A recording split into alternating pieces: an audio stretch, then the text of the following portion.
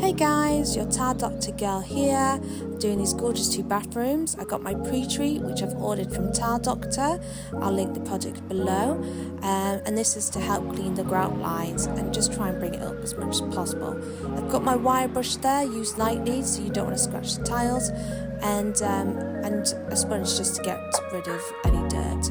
I'm next going to use my heat gun. You can just do this the day before and then grout colour the next day, but to speed things up, I've got my heat gun. Next I'm going to do my grout colouring. We have 11 of these products in different colours. I'm using light grey. Shake your bottle and in the grout colouring into the lines with your little toothbrush. These come with our grout colouring kits, but you can just use the toothbrush that you have at home. So yeah, once this is done, it will look great. I might have to do a few layers. Make sure to wipe the excess away because you don't want it to stay, and it should look something like this.